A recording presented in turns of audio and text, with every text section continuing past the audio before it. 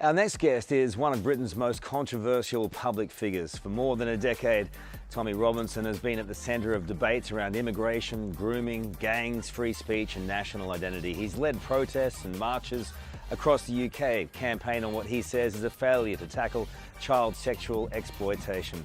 Loved by supporters and condemned by critics, few figures have had a bigger impact on Britain's cultural wars. Strap yourselves in. Here's our chat with Tommy Robinson. Tommy, great to talk with you, finally. I'm surprised you're not dead yet. So am I. I didn't think I'd make it at 40. I'm 43. I'm not even joking. You have tested, I know you're not. No, I'm not joking. You have tested the boundaries. I feel like it's got, even harder for you in some ways, but also your message is finally getting out there. Is that correct? Yeah, it is, because the media and the establishment had the monopoly on the message for so many years. They could tell people who I was, and people believed them. And now, thanks to Elon Musk, because there was a period, 2017 to 2024, I was invisible. They deleted me. Delete me from everything. I mean, everything. You couldn't, if you went on Facebook and mentioned my name, they'd delete your post. I was put up as a figure of hate. And there's actually an interview with a CEO of Facebook, and it's on Danish TV. And they're questioning him. Because what happened was I was invited to Denmark, I spoke at Parliament, and then any of the politicians who mentioned my name, on the lead politicians from Denmark, they had their post deleted. So they're outraged, saying, how are we being censored? And then they literally got one of the CEOs from Facebook on an interview, and he said, yeah, you're not allowed to mention Tom Robinson. You're not allowed to mention him. He's a figure of hate. And then he said, alongside, and he named some gentlemen. So I'm like, who's this gentleman? The bloke killed 5,000 people in a day. Like some Serbian warlord. It's like, hello, I haven't broken any crimes. You haven't even convicted me of any hate speech, arrested me or investigated me for anything to do with racism, hate, anything. Yet here I am, invisible, because you put me on level with someone who murdered 5,000 people in one day because I use speech, because you don't agree with my free speech. And I state facts, not opinions, facts. At some point you decided to make a stand. Tell me a little bit about yourself, because I mean, Tommy Robinson isn't your name. No. So explain that to everyone in Australia. So if you're sitting in Australia, you may think like I do, you may share my views, you may be concerned of immigration, you may be concerned of Islam, but I'm pretty sure you know what happens if you were to open your mouth. You probably sit in a good job, you have lots of bills, a decent family, you have a good life. Well, that was me. That was me in 2009. 2009, I owned 7 properties. I had a beautiful family. And then there was a soldiers' homecoming parade, which was attacked in my hometown of Luton. It was attacked by a radical jihadist group who I'd been following for many years to understand who they were. And so anyone, if you don't understand Luton, see, I pronounced my T there. We don't pronounce our T's. I've done that for you. How do you say it? Luton. Bottle, water. Luton, bottle. Luton, bottle. Bottle of water. But it's Luton, yeah? But Luton is 30 miles north of where we're sitting now in London. Luton was the launch pad for the 7/7 bomb plot, the fertiliser bomb plot, the Stockholm suicide bomber, the limo bomb plot, the Luton army-based bomb plot. I could go on and on and on. Bomb plot, bomb plot, bomb plot, terrorism, terrorism, terrorism, jihad, jihad, jihad. Well, that's my hometown. And my hometown has a population of 200,000 and 33% of that population is Islamic. So all these problems have come from that one small town. And put that across the whole of the UK. So I sort of like, Luton was a blueprint for the rest of the UK. When I was born in 1982, we had 1 mosque, we now have 45. So I literally just started speaking. From 2009, I made a decision. After the soldiers' homecoming parade, my cousin was a victim of the rape gangs when she was 13. What now everyone knows as the grooming gangs. Groups of Muslim men kidnapping English girls, raping them, and the police doing nothing. The authority, in fact, not just the police doing nothing, but the police co-opting and covering up for the gangs. Same with the council, same with the government. So I was born in that town. In 2009, I decided enough's enough and we need to make a stand. And I started organising protests. I set up a group called the United People of Luton. You just mentioned my name's Tommy Robinson. At the time of doing that, I didn't want to lose the comfortable life I had. As I said, I'd got 7 properties. I was a young, successful entrepreneur. I had 2 businesses. I had a plumbing business, employing 6 people, turning over hundreds and hundreds of thousands a year. I didn't want to lose it all. And I was aware from growing up in Luton, I'm from a working class background. Luton's a rough town. It's a very rough town. But I was aware of the level of violence you'd face from the Islamic community the minute you open your mouth. Because 2009, I'd done it previously in 2004 locally. I organised my first ever protest in 2004 called Ban the Luton Taliban. The consequence of that was every Islamic, Pakistani, jihadi, drug gang, grooming gang, every one of them, I was a target for them. And then I spent years pretty much fighting them. Come forward 2009, I thought, you know what? I want change. I'm going to talk about it, but I'm going to wear a mask and use a different name. So I was you, the person sitting at home, who don't want to talk about it but thinks it. And I was, I guess, I say sometimes we've created a generation of cowards. I was that coward because I was scared. But I wanted to see change. And then I realised with the Soldiers' Homecoming Parade, Scott Muntridge was 26. He died from our town training for that regiment, the regiment that was attacked by the Muslims. Michael Swain was 19. He lost his legs. So these were strong points for us and a lot of feeling around it. So the fact that these soldiers were attacked, it wasn't the fact they were attacked, because we know who this Islamic group called Al-Mujahideen, and I pronounce it wrong every time, bunch of Islamic scumbags, they are now a prescribed terrorist organisation. 60% of Muslims in prison for terrorism, ex-members of their group. But for decades, they were allowed, their head office was in my town. They were set up every week in my town. No one stopped them. Islamic community didn't stop them. It took us forming. We formed a group and stopped them. And because we formed a group to clash with them, the government then prescribed them. Now this group are gone because they're all on terrorist lists and they're all not allowed to do anything. But why did it take what it took? Why didn't they do this anyway? Why didn't the Islamic community, I just met with some Muslims this week, and they tried telling me that they challenged them. And it's all nonsense. You've done nothing. None of you's done anything. The government done nothing. Finsbury Park, we had that clown with the hook. He was part of that group. We had all of them just terrorising our country for decades. You know, they're doing it now in Australia. I see it. And they use your speech laws. They use the free speech laws. But what they're doing is inciting terrorism. We picked something up from you for the show, actually, on X. A guy who'd raped a woman, and over here in this side of the world, in your country, the rape inquiry is completely and utterly shocked me to my core, and I don't understand why it's not a national crisis. I don't know why government isn't moving heaven and earth to eradicate the issue. Well, that rape inquiry is just shown everyone what I've known and what I've been fighting for since I've become Tommy Robinson. So on that point, they tried to shut you up. You did a bit of time in the big house. You came out and you re-engage. Are you inspired to come out of prison and keep going? So they've put me in jail 5-6 times, different times. And I'll be honest, some of those times have messed me up. 2017, probably the worst. I went into jail, one person, come out another. What do you mean? I mean, I spent, and it doesn't seem like long. On that one, I've done 22 weeks in solitary confinement. That one there, I've done 14 weeks in solitary confinement. The most recent one, I've just done 7 months in solitary confinement. And I like to say I'm good company. Yeah? I'm not that good company, right? Just to sit in a bloody box on my own looking at the wall all day, like, all right, this is getting pretty boring. You know, everywhere we travel with the Karl Stefanovic show, we hear the same thing. It's hard to employ people in Australia. It's way too hard. Rising costs, thousands of pages of fair work rules, edge cases everywhere. They're like the flies. It's so annoying. Even trying to do the right thing, you're one step away from doing the wrong thing, and who pays for it? No wonder people are fed up. It's almost like they don't want you to hire anyone anymore.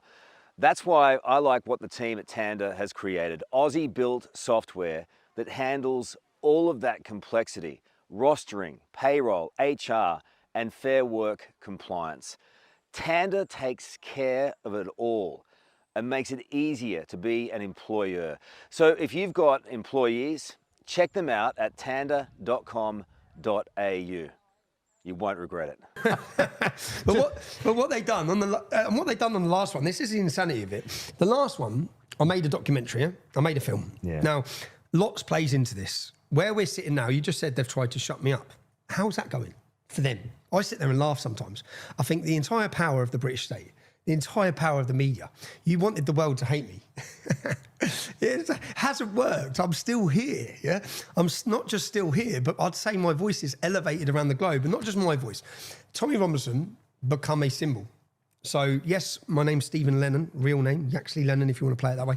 But Tommy Robinson become a symbol of resistance because it isn't just me they attacked. There's thousands and thousands and thousands of people like Tommy Robinson who have been scared into silence, who have been deplatformed, who have lost their jobs. So a lot of people feel when they see me take the hit that I'm taking the hit for them. Even if they don't agree 100% with what I'm saying. They think he's saying it. Yeah? And so we'd had all these years.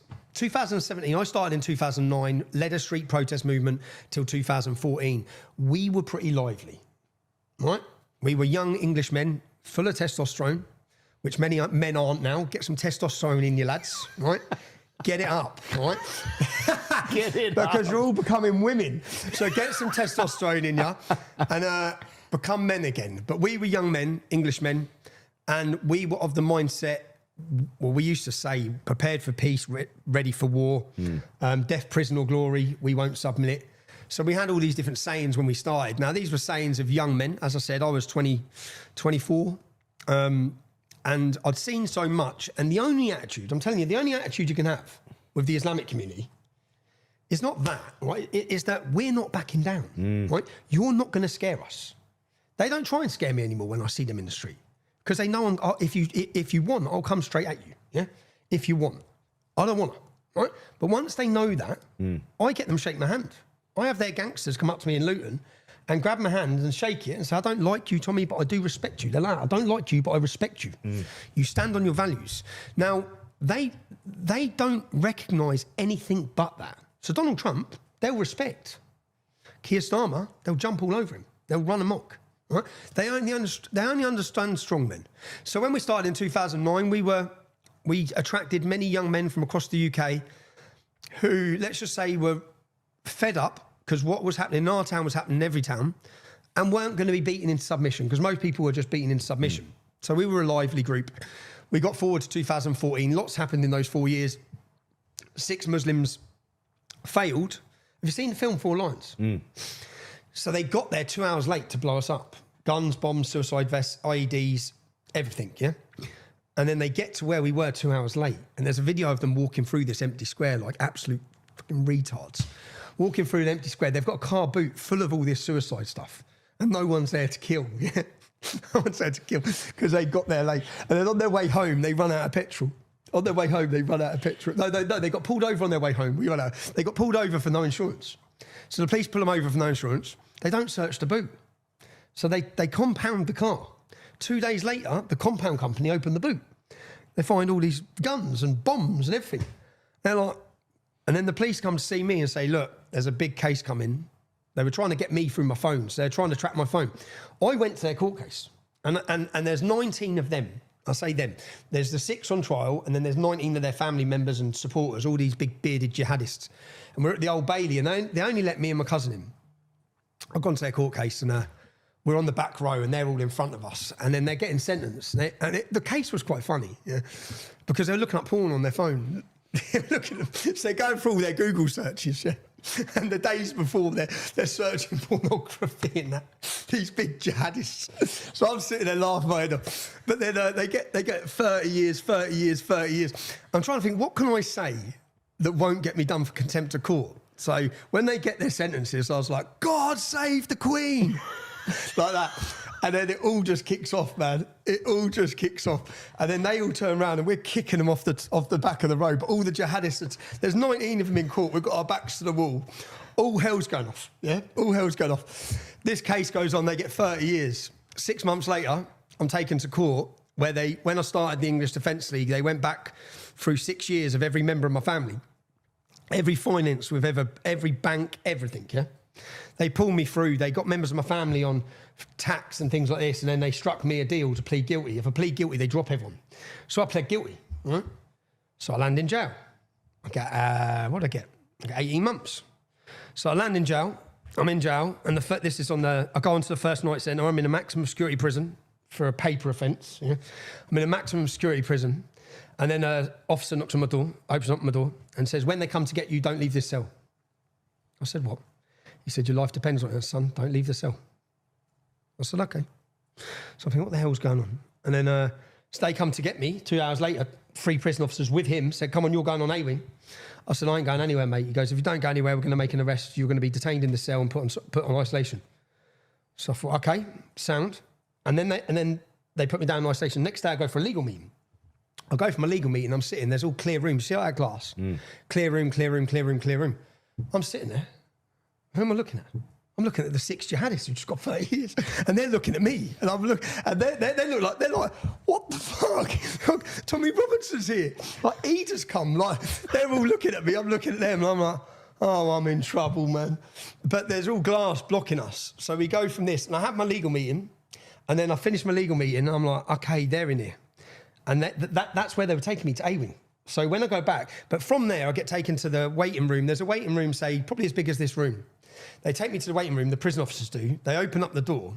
As soon as they open up the door, I see beards. I mean, okay. So, and they were looking like, they didn't know I was coming either. These Muslims. It weren't those 6, it was some more Muslims. And then they locked the door. And I didn't sit down because I knew what was coming. And then we just fight. I get my teeth all smashed in. That's why I've got these beautiful teeth, look. Courtesy of H&P. Thank you, boys. So I get my teeth smashed. I get my front 4 smashed in. This is going 2014. I get my front 4 smashed in, and then they take me down to isolation. So somebody had organised that hit in the prison. Yeah, the prison had. No, the prison had. The prison. So when I get back to the prison officer, his next paratrooper, he said, Tommy, they were taking you to A-Wing, where they are, the 6 that got in here for wanting to kill you. There's no cameras on A-Wing, mate. You're gone. He goes, they're going to kill you. You're not going to beat you up. They're going to kill you. And we're in a maximum security jail. Just Google this. Woods Hill beheading. They beheaded a prisoner on the yard. They took his head off. They took his head off. 3 Muslims took a man's head off in the prison. So this prison is an ISIS training camp. It's a 40% Muslim jihadist. Bearing in mind, Muslims make up 6% in the UK, 40% of the maximum securities, all the maximum security is taken over by Islam. All of them. But this was 2014, so that's one prison sentence, yeah? That's time of the EDL, I leave the EDL. I come out of jail and Ezra Levant convinces me to become a journalist. Basically says to me, stop the street activism and let the world see what you see. Make videos where there's problems, go and show them to the world, yeah? So I become a journalist 2015, and I rose very quickly. And my views went worldwide. 2017, I'm one of the most watched journalists, I'd say, in the world. That's when they clamped down and they deleted me and made me invisible. After I made a documentary called Panodrama, great film. If you want to watch any of my films, you can go to trfilms.co.uk. I've made some brilliant documentaries. I'm not just saying it. I think ours are the best documentaries that have been made in the UK. So, Tommy, they came down pretty hard on you, and they want to eliminate your voice. Do you think, some of that messaging around, and some of the violence on the streets that came as a result of, the meetings and the protests being organised, do you think that somehow took away from your Yeah, it attempt? did. I learned a lot. Look, I'm a different man now to say you're not. I'm 43. When you're 25, when you're 30, you change a lot, yeah? I've learned a lot, changed a lot. We were angry. Of course we were angry. You see, you just read the rape gang inquiry. Was you angry? Yeah. Well, imagine you knew the girls. I've got 2 daughters. Imagine you knew the girls. Imagine you'd met the families. Imagine. You're going to be angry. Justified anger. Justified. So I also knew by 2014 when I ended the English Defence League. I didn't have to end it. I ended it. I left and realised that behaving the way we're behaving, because no matter what we'd done, even if we behaved, we were going into large Muslim demographic cities. They were coming out organised and there was always a big clash. But at the time, I'm not going to apologise because that was needed. If you look at the arrest rate for rape gangs, grooming, the English Defence League forms in 2009, there's none. By 2010, it just goes right up. They had to, we forced them to. And in fact, Andrew Norfolk was a journalist who won all the awards for the rape gang inquiry. Now, his own words, he knew it was happening for years, so he's a coward. He's dead now, but he was a coward, yeah, because he knew young girls were being raped. Imagine you knew what was happening in that rape gang inquiry, because he knew, all of them knew, and you said nothing because you were worried about being deemed a racist. Well, that was Andrew Norfolk, yeah? And his words were that when he saw the emergence of the far right in 2009, he knew he had to do something. He had to take it back from the far right. Far right meant fathers sons, husbands, brothers. It meant English men. So he had to take it back. So we forced the coward to do his job, which 2015 he made a report with a very brave lady, Sammy Woodhouse. How long are you here for? Keep going. Get Sammy Woodhouse on your show. Yeah? Get Sammy Woodhouse on your show. Sammy Woodhouse is the lead surviving face of Rotherham. She was her rapist got the longest prison sentence out of any of them have got, 30 years. So yes, you could question our tactics and you could question how we behaved at times. And in fact, for myself, it was the most difficult thing because I was constantly having to defend the behaviour of men that had turned up rather than talk about the... And that's the point, Tommy, because I think that you have such a clear voice and you articulate what people are feeling out there and they want that voice. And... discredits it. Yeah. Yeah, but... we didn't plan any of it. This is not my judgment. No, I know it was. Yeah. But remember this, none of it was planned. So I went in 6 months from leading successful companies on building sites to being the leader of the biggest street protest movement you've ever seen. We didn't plan it at all. It just went... So I think we've done pretty well. No, and skip forward to the even... Skip forward to Elon. So 2017, journalist, deleted, made invisible. I then go through court case because the worrying thing is when they make you invisible, I thought, now they're coming for me. Yeah. Now they're coming for me because no one's going to hear it. And they did. They put me back in jail again. They put me back in jail again once. I come out of jail. Then I went to Getter, which is a obsolete little social media platform. I tried VK first in Russia. They deleted me. So I went to Getter, a new American free speech platform, and I made the most important content I've ever made, which was a 5-part rape gang documentary series called The Rape of Britain. But no one was watching it. Do you know how disheartening that is? So I spent 12 to 18 months in a city called Telford, and I spent time with dozens of girls and families, getting to know them and hearing their story and building a story, a big chart, and interviewing the girls 3 times, 4 times, 3 hours, 4 hours. And I built a database of the men.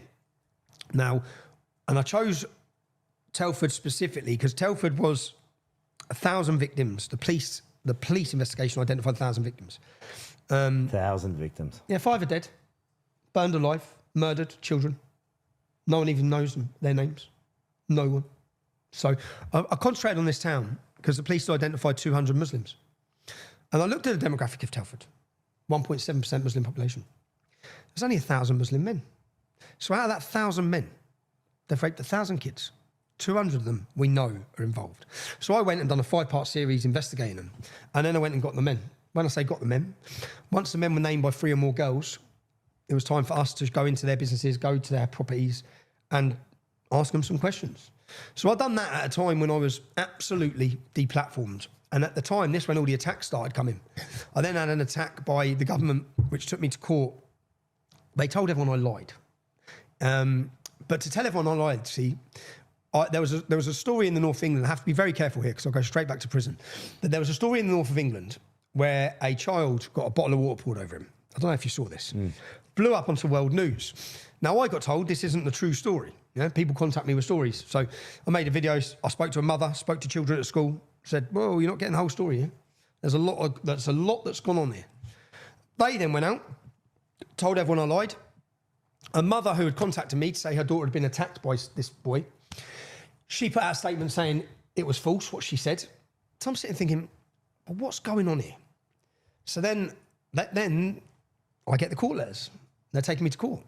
And then I look at it, I go for a meeting with lawyers. It's financial terrorism. They hit me for £1.5 million. But when I went to court, I refused to apologise. So instead of apologising, I went and wore a hidden camera. And I knocked on school teachers' doors because I knew the school teachers weren't telling the truth. And when I knocked on the door, I got them all banged to rights. They were all paid. They all told me. So they're on camera. They don't realise they're on camera. I took the money, Tommy. That's an Asian teacher. I took the money. They paid us. We're not allowed to tell the truth. The head teacher, Tommy, you're never going to get the truth out there. I'm thinking, yes, I am because you're on camera, bro. I'm getting the truth out there to the world. Then the woman who said that he didn't take part in attacks against her daughter, I made a statement. When I knocked at her door, she just said, Tommy, they're threatening to rape us all. We've got to live here. So I said, okay, what you did say, was it true? She said, yeah. So I got all of these things and then I produced them in court. And like that, I said, There you go. 7 teachers. Here's the school records, guys. Yeah, everything I said was true. Okay, everything I said was true. Now, this didn't go before a jury. It went before a High Court judge. Now, this was the first time in my life. Now, if you read my life story, I've pretty much just gone full like 100 mile an hour at it, yeah? I'd been in jail, as I said to you, in 2017. I've got 3 children. It affected them, it affected me, it messed my life up, yeah? A few times. Now, 2021, I lose this court case. But I've got all the evidence I told the truth. But the judge gives me an injunction. Says, you ever show anything from this court case, you get 2 years in jail. Now, what I should have done, and where I failed myself as a journalist, an activist, an Englishman, I should have just played it. Yeah. I should have just played it. But I didn't play it. I got divorced because of all of this. And I was pretty lost and broken. I was a mess, actually, an absolute mess.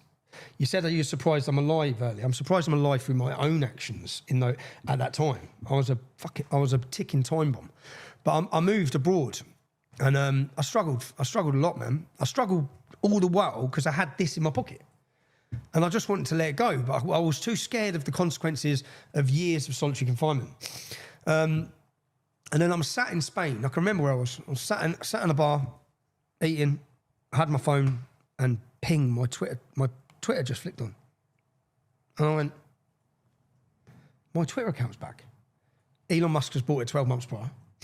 I'm invisible. I'm not invisible now. I'm like, Twitter's back. And I see Katie Hopkins. Have you spoke to Katie Hopkins? Not yet. Speak to Katie Hopkins. I spoke to Katie Hopkins. Katie's Twitter's back. So I think she wanted £3,000 and we just can't afford it. Did she? Okay. well, Katie's back. Yeah? Well, Katie's popped up and Katie's back. So then I just went, so I rang Katie. I said, your Twitter's back. She went, what? I said, your Twitter's back. My Twitter's back. And the worst thing is about this, Katie started tweeting. I didn't remember my password. So I'm sat there for days, yeah, looking at my Twitter account. Now, I deleted my life to concentrate on Twitter previously to this. So I'm looking at Twitter, and I'm like, I can't bloody tweet. But this was the real, for me, at that time, I then contacted Carl Benjamin, Maya Tusi, Jeff Taylor, Lawrence Fox, Calvin Robinson, Katie Hopkins. I contacted a group of people and said, right, I'm coming back to England. I've been away for 3 years. I haven't organised a demonstration. There was a protest continually since October 7th where they took over our capital city. They've done it to yours. They took over every Western thing. And we all had to sit and watch the 2-tier policing. They then threatened Armitage Day, November, our remembrance moment for our troops. They're going to disrupt the silence. So I made a video, first of all, saying, you're not going to disrupt the silence because every British man is coming. Make your plans, we're hitting London. Now, then the Attorney General, so when I made this film, I didn't release it, but it got leaked in America 2 years prior in a cinema. Yeah? Didn't make any, it had 200,000 views. The Attorney General contacts my lawyer and says, we're contemplating, bearing in mind nothing's happened for 2 years. So I organised a demonstration. They're basically threatening me because of the demonstration. We're contemplating prosecuting Tommy Robinson for the leaked film 2 years ago for contempt of court. And that's a week before demonstration. So I've now got X. So I make a video saying, hey, Mr. Attorney General, go fuck yourself. Yeah? I'm back. So I'm here. Right? So whatever you do, people are going to see it. So I make the video, just say, go do one. Yeah? I fly back to England, hold a demonstration. But the main point is we held a demonstration. It was all over the news. And it was lots of men turned up, thousands of us. And then, but I know we need to change tactic anyway. Yeah? And I know we need to. English Defence League was good at what it did, but we need to win the hearts and minds of the public, yeah? That's what this is about. So then I sit and we book a hotel. We worked for months, but we spent 48 hours together, all of these people. We videoed it all. I've still got the videos. I'm going to show everyone in the story of how it come about. We sat down and we got around a room like this. And I said, right, you write your 10 main dangers to Britain and what you want to solve and our values. You do the same, you do the same, you do the same. The point in it was that we're not got the money to start a political party and it will cost tens of millions, hundreds of millions. It'll take 20 years. But we can change the culture of Britain. And if we change culture, politics will follow. So that's what we need to do. For these years when we were invisible, it became cool to become a Muslim. Look at Andrew Tate. He wouldn't convert now, trust me. If he had that situation now, he would not convert. Boxers are now coming in to Christ is King flags and gospel Christian music. Yeah? That shift has happened over 2 years. So we had this meeting and said, right, we got down to 5 points. that we could all agree on, not what we disagree on. Me and you. So rather than discussing the things we disagree on, because we're going to disagree on a lot, and when you bring egos together, you're a liar if you say you haven't got one. Everyone's got one, especially in these movements. So we need them to work together. So let's just pick 5 values. We all believe in free speech. We're against mass immigration. We're against Islam. We're a Christian nation. And we're against LGBTQ indoctrination of children. That's it. Now, sitting here now, at that point, I had 300,000 followers on X. So sitting here now, well, I've got an all right following on X. Katie, you've got 1 million on YouTube. So you've got YouTube taken care of. You've got Facebook. I'm not allowed to be mentioned on Facebook. So the reason we needed to bring these people together was to bypass the censorship attempts on me. And also, it was an attempt to not make it a Tommy Robinson movement. That didn't really work, right? It's a Tommy Robinson movement. But the attempt was to reach the masses and appeal to the masses on culture. Now, did you watch the Makerfield election? Yeah, 56% vote rate, right? So 44% didn't get off their arse and vote. I know why they didn't. And I can't believe no political party's trying to get them.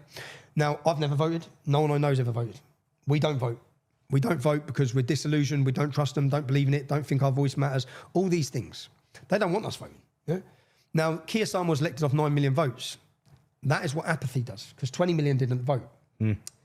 If they voted, if we get them voting. So our vision with the cultural movement was, when we sat around this room, is that if us 12 people now, who have all been under attack, who have all been deplatformed, if we work together under a common banner, which we come up with a name, Unite the Kingdom, we can change politics. So do you think now where things are at, you mentioned the by-election, Andy Burnham, it looks like he's, sitting pretty to be Labour leader.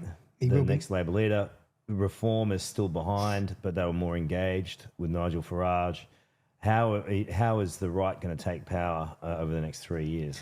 So over the next 3 years, as I said, we set out for our first event on the 30th of June 24. And in this meeting, we had lots of plans, lots of visions. And I think if you look where we were in 2024, look where we were now. To change discussion, move the overwritten window, change culture, make it cool to be British, bring back pride in the flag, and reintroduce Christianity and Jesus into Britain. I'd say we've succeeded in every one of them. Yeah? It's just gone boom. Now the country was ready to go boom, and now it's gone boom. So there's a cultural revolution that's happening. It's underway. Do you need political change? We need political change. So how the solution is politics. How do you convert the vibe and energy and those 5 values, key points and values into representation? Well, that's happening anyway. So Nigel Farage was going to America to work as a TV host until our first event. He saw 30,000 on the street. He become leader of Reform. Yeah? We went from 30,000 to 100,000 to 200,000 to millions, to the biggest events Britain's ever seen. But how do we convert that? So that's our job now. My job isn't politics, and I don't want it to be politics. So what do you want to do? I want to reach the 50% non-voters, and I want to register them to vote. I want to go into the roughest areas of Britain, the working class communities that have been forgotten and neglected, and I want to captivate them, re-energise them, and make them believe that they matter. And that will cause a fucking earthquake. Well, why not? Because this is a great country, and it's just so lost. Well, the Brexit vote come from the non-voters voting. Now, we need to, again, it's a long task. We need to work, we're working on it now. We're trying to gain fund, because to do this, we need to be active in those communities for the next 3 years. Now, they're the communities that no one goes to. Now, Nigel Farage paints himself with a beer. Do you think Nigel Farage has ever been to a working class estate after 7 p.m. in his life? It's probably been a while. Probably never is the answer. Never. Yeah. The hierarchy of each of these parties, even if we look at Restore, I don't know if there's a working class man in that group. Yeah. I don't think there's any in Reform. No, I think this is why you're so fascinating, because you sit outside of the established parties and the established movements. Even if Reform has come, as Restore has come from Reform, you're further up, but there's no one actually driving working class agendas in this country. I don't want to tell people who to vote for. That's the truth. Yeah. I want to watch what happens with Reform, watch what happens with Restore. Reform have been very negative about me. Reform haven't. Nigel Farage has. He seems to have stopped that now, hopefully. I never wanted to be his enemy. In fact, at our first event, I said, put your hand up if you vote for Reform. Every person put their hand up. Okay. Why do you think that he's created that enemy status with you? Because you're a threat? I think Nigel seems to get rid of anyone who he sees as a threat for popularity. But I think maybe with me it was to mainstream himself. But maybe he's clever. Maybe he's done. Look, I looked at what happened with Brexit when we had the Brexit situation, and he'd done the same there. And he brought some left-wing people on board, and look, it worked for him. So, personally, I have to sometimes, when you've said what I've said for 15 years, and now you see see the people who condemned you saying it, it's a pretty bitter pill to swallow. Yeah. So I sit there thinking, you cheeky bastard. Yeah. You condemn me, and now you're literally reading my playbook. But this is literally happening in Australia with the One Nation Party. And I love her, Pauline. Yeah. Well, she's proved herself, isn't she? Do you know Pauline? And I've watched her for years. She spoke up for me. She's one of the only people who spoke up for me from that side of the world. And I respect her. So looking at her rise, do you know how happy I am for her? Because she's been through what I've been through. She's been condemned, attacked, battered, every name under the sun. And here she is. She's carried on against all of that backlash, all of that whirlwind. And it's not easy. I'm a man. It's not easy. So for a woman, the amount of slander, the amount of horrible, disgusting things she's had said about her, she's just carried on fighting. And truth comes out in the end. And then when you hear the main political parties now talking and using some of her policy, and actually they're catching fire in the electorate. Good. Well done, Pauline. Respect to her. And I don't know all of her policies, so I don't have to agree anything. Yeah. But what I can say is she hasn't backed down, and that's what a leader should be. Tommy, what is to come then for this great country in the next? With the new Prime Minister, we're not sure who it's going to be. Maybe Andy Burnham. But what do you think of him? Andy Burnham. So in when was the Ariana Grande concert? When it got blown up in Manchester. What year was that? Was that 3 years ago? No, it was 4, longer than that. 5? Well, anyway, when that happened, I went up to Manchester and I started looking into Manchester. And I found that Andy Burnham had took money. Sue me if you didn't, Andy. His group had took money from a group called MEND. MEND are an Islamic jihadist group. So, and then I looked, and so I started going down the rabbit hole. When I look at something, I just go in, yeah? So I looked at MEND, and I found a mosque that a MEND leader had been speaking at, and I got the transcripts of his speech. And what he said is that we swing the seats in 10 seats. This is the Muslim vote. This is what we need to do. We swing the seats. So Liberal Democrats, Conservatives, and Labour will all talk with us. Don't worry what they call us. Yeah? And he's right. So they all do. So then I looked at the actual council meetings on the council website. Andy Burnham was sharing joint host events with MEND. So whilst he can sit there and condemn jihadists, he's in bed with them. They help fund him. He's in bed with them. So he's a move further to the left. He's a move further to the left. He works with them. But he'll pretend he doesn't, and he looks quite good, sounds quite good, so he'll fool a lot of people. So he's dangerous as well. You got one word for him? Well, I've got one word for Keir Starmer. Wanker. Right? Absolute wanker. That is now, Keir Starmer is known around the world as wanker. Oh, fuck. He is the most famous wanker in history. It's like every football game. Have you seen so we have darts, the darts? Yeah. And the song is Keir Starmer's a wanker. It's where they've got it on the news. You go to a football match, any football match, and there's a football match and all the crowd are singing Keir. Now in America, they're all singing.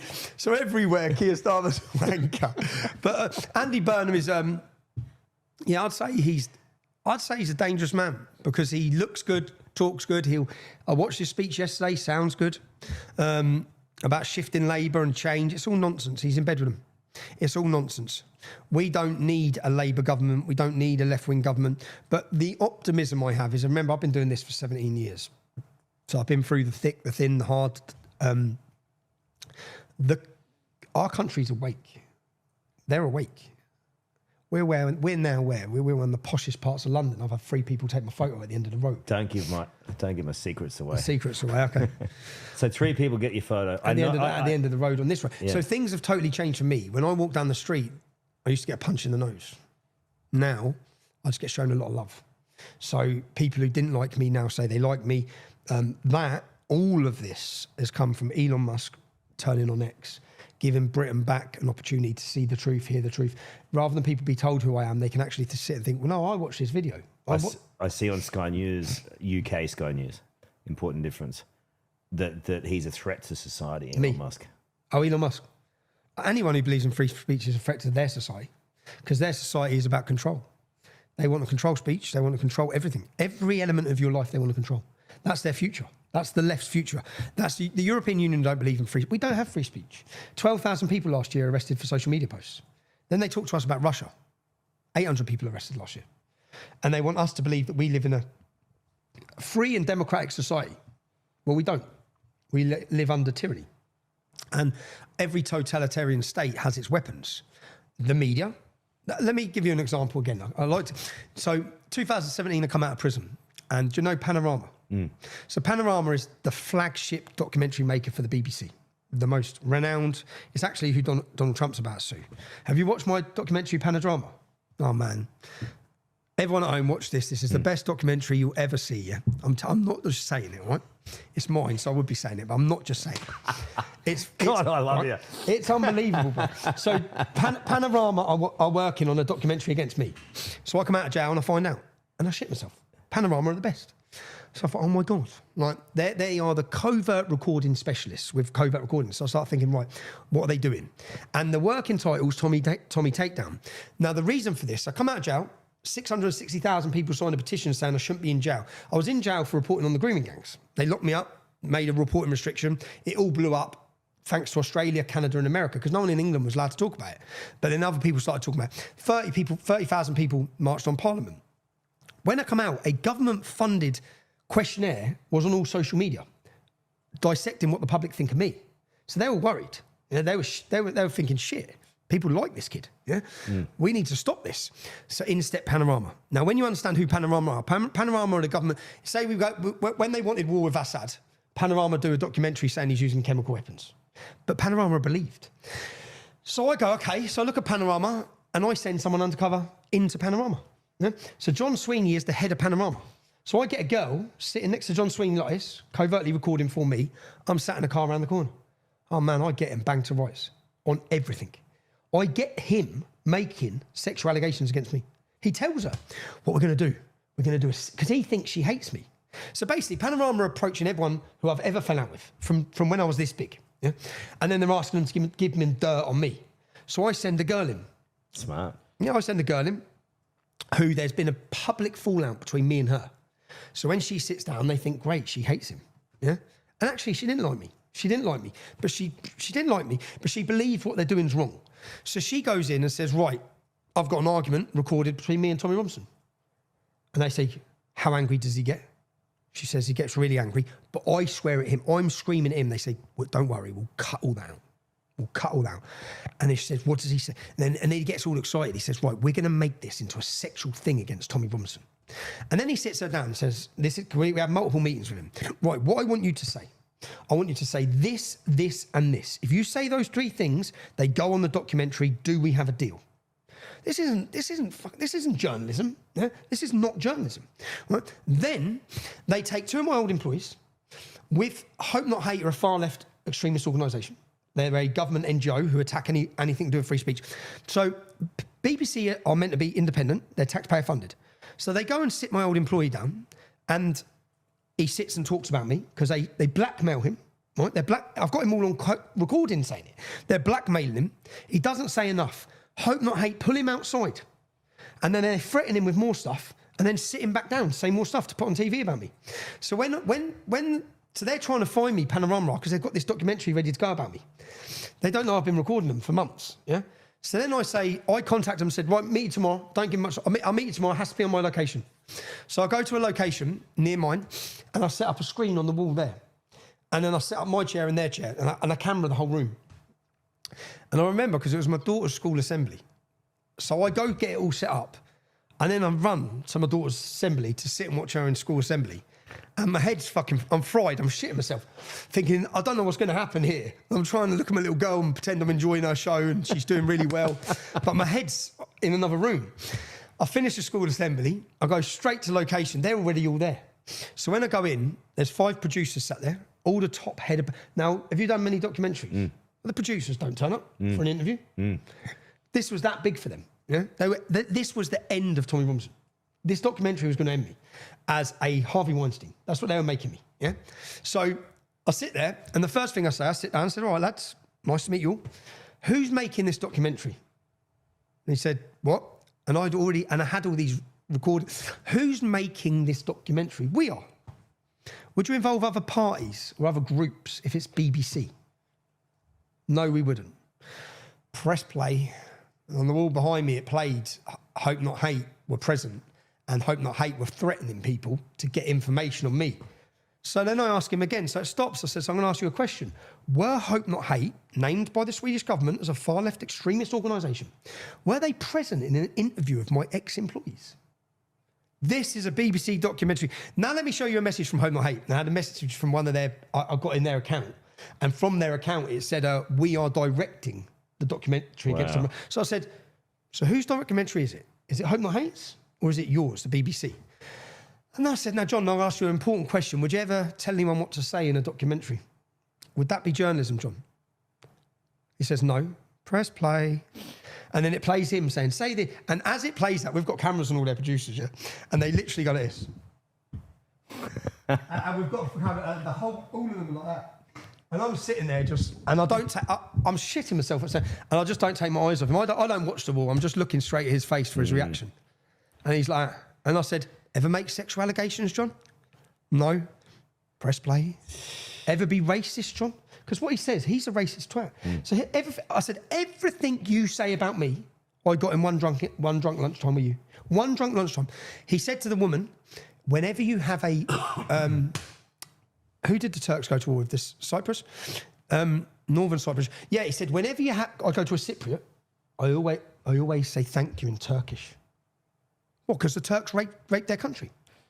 I said, you won't. And then do you know what he called me? He said, Tommy Robinson is from scumbag Irish background, because my family are poor and Irish. And the other comment he made, I caned him. The other comment he made, there's a journalist, it couldn't have been better. Do you know what I've done? So when I first started, there's a website called sendafaketext.com. Yeah. So I can go on that website now and put your phone number, and I can send myself a text from your phone. Yeah. And it comes up from your phone. But it's fake. Yeah. So I messaged the girl saying, if you work... So when we done it, we filmed it on camera. She's on the computer. I said, right, just pretend I'm at home in bed, right? So I'm nothing to do with this. Now, Panorama are the best. They're the best investigators in the world. Let's see if they actually check if this is real or not, because it suits their agenda. So she goes on, sends herself a text message saying, I'm going to bury you, you bitch, if you work with Panorama. So as I'm grilling him and making him look this big, I'm literally making him look my height. And as I'm doing that, he's just like, and he keeps going for his pocket. And I know what he's going for. Yeah. Oh my God, you have lined him up. I'm waiting to the end, bro. And then at the end, he's like, he stands up, he says, yeah, well, Tommy, well, what about this? And he pulls out this message. And I didn't even let him know. I just looked at the camera and said, I fucking told you. Didn't even check it. Tommy. And then I walked out. So but that got me deleted from every social media. That's the reason. That documentary. I wonder what it's like to live inside your head. And my head doesn't stop. It's not the best place. It's not the best place. You know that. That's my mate over there. The security guy. No, but you are fighting a fight that you believe in so much to your core. Yeah, I believe in it. And when I didn't release that film in 2021, Elon Musk turns us back, and all things happen for a reason. Yeah? And I believe now there's a higher power. I didn't. I totally believe that my life and where I'm at and everything that's happened, there has to be. Because every time I get knocked down, something picks me up. I mean, I can be like that, and then it's just like, get up. Elon Musk was like, get up, go get him, boy. And then come forward 2024, we've got the biggest... So we've had our first protest. Now we've got our second protest. I've been threatened by the Attorney General already. Now, the film that was leaked, which was on 200,000 views, a week before my protest, it got deleted. And it got deleted off the other place it was. So I rang my solicitor, said, they're coming for me. I know they're coming for me. So they've deleted the film from the two places. If they come for me now and prosecute me, no one's going to see why I'm in jail. They're going to be able to lie again. So I sat my family down, my kids down, and said, look, I've got an event on the 27th of July in London. I'm going to play the film. I have to play the film. And my family knew it'd eat me. I said, I have to play it. Because if they come for me anyway, and do you know what?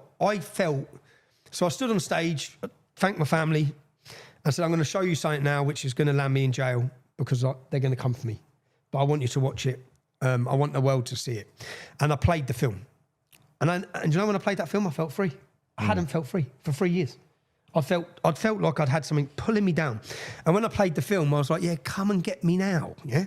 Because it was on 200,000 views. Now, I knew I'd go to jail and I was scared about getting killed, but more so about the mental effect it has of sitting on solitary. I knew so when I landed in jail, so they get me 18 months. I went to court. The judge offered me to remove the film. Remove the film, I would drastically reduce this sentence now. I'm not removing the film.